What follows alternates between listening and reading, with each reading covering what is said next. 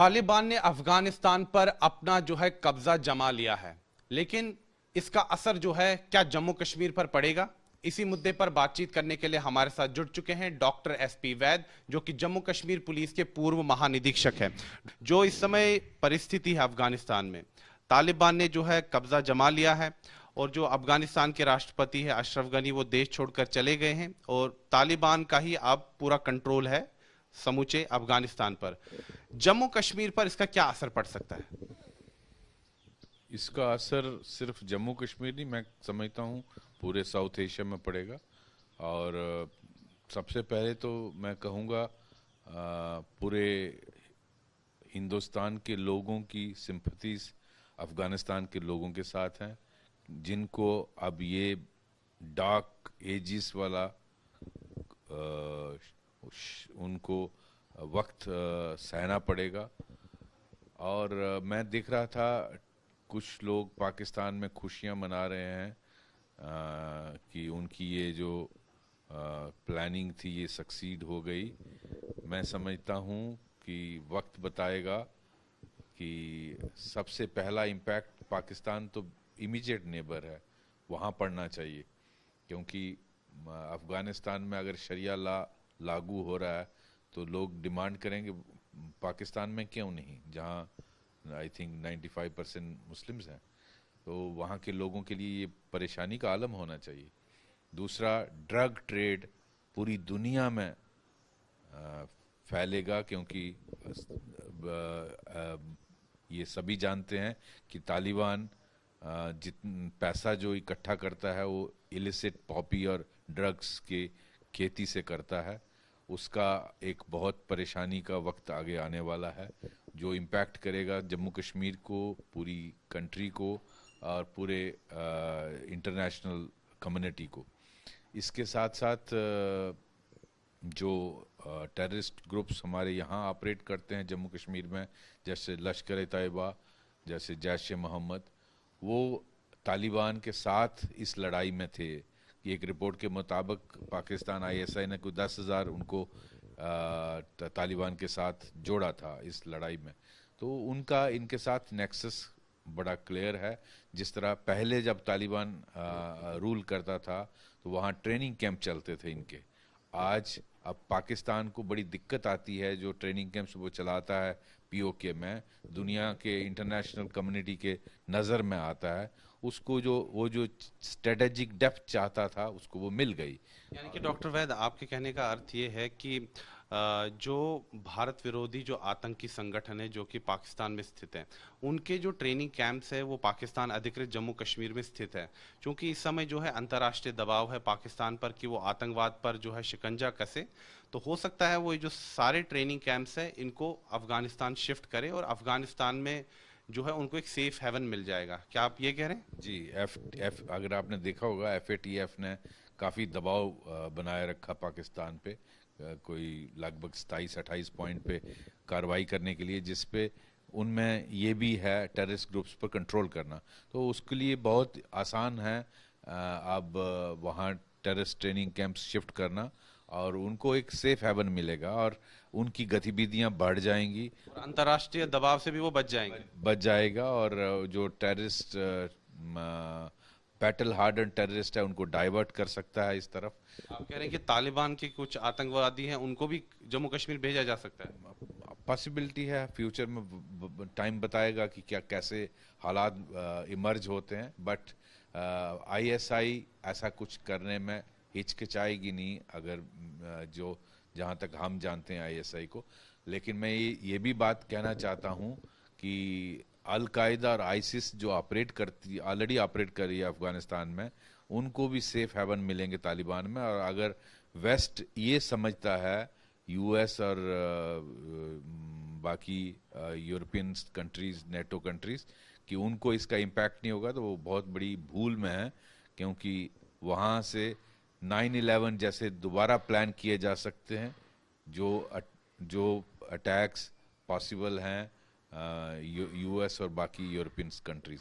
यानी कि आप कह रहे हैं कि जो सितंबर 9/11 में जो आतंकी हमले हुए थे न्यूयॉर्क में, जिससे कि पूरी दुनिया जो है दहल गई थी, आप जो है तालिबान के नियंत्रण में जो अफगानिस्तान आया है वहां पर एक और 9/11 की प्लानिंग हो सकती है?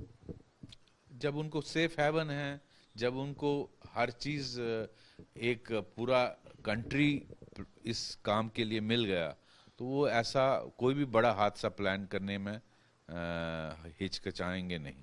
तो यानी कि ये भारत के लिए भी बहुत चिंता का विषय है।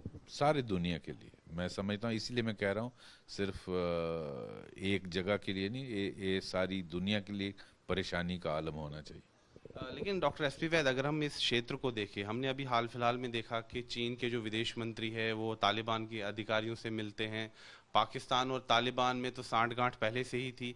तो कहीं ना कहीं आपको नहीं लगता कि इस क्षेत्र में, दक्षिण एशिया में, भारत के लिए स्थिति मुश्किल होने जा रही है? एक तरफ जो है चीन है जिसके पास न्यूक्लियर हथियार है, न्यूक्लियर पावर कंट्री है, पाकिस्तान भी न्यूक्लियर पावर कंट्री है, और पाकिस्तान में पहले से इतने खूंखार आतंकी संगठन है, और अगर तालिबान भी इनके साथ इस तिगड़ी में शामिल हो जाता है तो फिर तो काफी स्थिति कठिन होने जा रही है।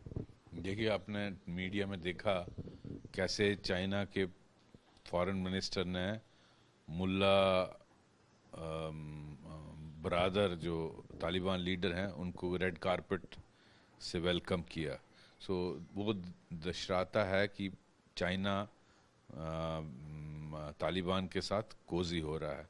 और ऑलरेडी भारत वाहिद एक मुल्क है पूरी दुनिया में जिसके दो नेबर, दो पड़ोसी ऐसे हैं जो न्यूक्लियर पावर है।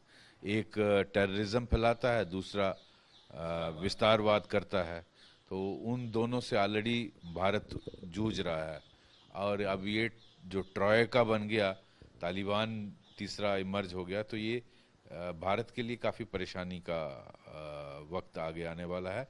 और इसको हालांकि हमारी जो सिक्योरिटी फोर्सेस हैं, हमारी आर्मी है, हमारे गवर्नमेंट हैं, काफ़ी स्ट्रांग हैं, और वो मुझे पूरा विश्वास है कि आने वाले वक्त चैलेंजिंग टाइम्स को एक बहुत तरीके से हैंडल कर सकेंगे। डॉक्टर एसपी वैद, 1999 में उस समय भी जो है अफगानिस्तान तालिबान के कब्जे में था, और जो इंडियन एयरलाइंस का विमान था IC-814 जो कि काठमांडू से नई दिल्ली आ रहा था, उसका जो हाईजैकिंग हुआ, और बाद में कई जगहों से होते हुए आखिरकार उसको जगह कंधार में मिलती है अफगानिस्तान में, और बाद में हमने देखा कि उस इंडियन एयरलाइंस के विमान के चारों तरफ से जो है तालिबान के आतंकवादियों ने उसको घेर लिया था।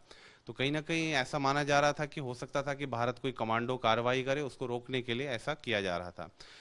तो उसके बाद जो 3 खूंखार आतंकवादी यहाँ जेलों में बंद थे, जिसमें मौलाना मसूद अजहर भी शामिल है, उमर शेख भी है, मुश्ताक जरगर भी शामिल था, इन 3 आतंकवादियों को छोड़ा गया। उस समय आप DIG जम्मू थे जब मौलाना मसूद अजहर को यहाँ कोट बलवाल जेल से छोड़ा गया था। आपको क्या लगता है कि अगर तालिबान उस समय नहीं होता तो जो हाईजैकर्स हैं, क्या वो अपनी मांगे मनवाने में सफल हो पाते?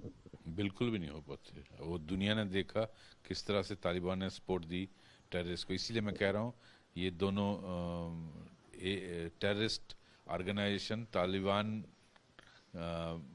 का आपस में तालमेल है इनका। ये जो लोग कहते हैं गुड तालिबान, बैड तालिबान, हम उनसे सहमत नहीं हैं।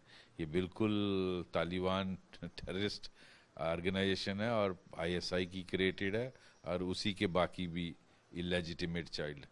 जम्मू कश्मीर में क्या हो सकता है? क्या यहाँ पर जो आतंकवादी है उनको प्रोत्साहन मिलेगा क्योंकि वहाँ तालिबान ने कब्जा कर लिया पूरे अफगानिस्तान पर?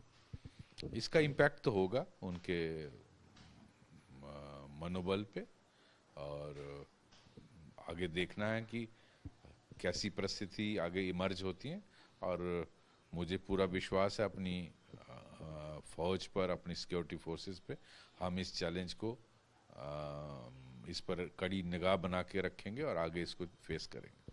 तो डॉक्टर एसपी वैद, क्या ऐसा हो सकता है कि आतंकवादी जिस तरह से उन्होंने 1999 में हाईजैकिंग की, अब तालिबान अफगानिस्तान में काबिज है, तो कुछ दोबारा ऐसा करने की फिराक में तो नहीं रहेंगे? हाईजैकिंग अभी कुछ कह नहीं सकते, बट इनका आना बहुत अच्छा सिग्नल नहीं है। कि आने वाला समय काफी चुनौतीपूर्ण होने वाला। बिल्कुल चुनौतीपूर्ण। तो ये थे डॉक्टर एसपी वैद, जो कि जम्मू कश्मीर पुलिस के पूर्व महानिरीक्षक है, और उन्होंने साफ तौर पर कहा है कि इस समय जो अफगानिस्तान में जो स्थिति है उस उससे जो है भारत को काफी चिंतित होना चाहिए, क्योंकि आने वाला समय जो है वो अब काफी चुनौतीपूर्ण होने वाला है। वीडियो जर्नलिस्ट नीरज कुमार के साथ मैं सुनील।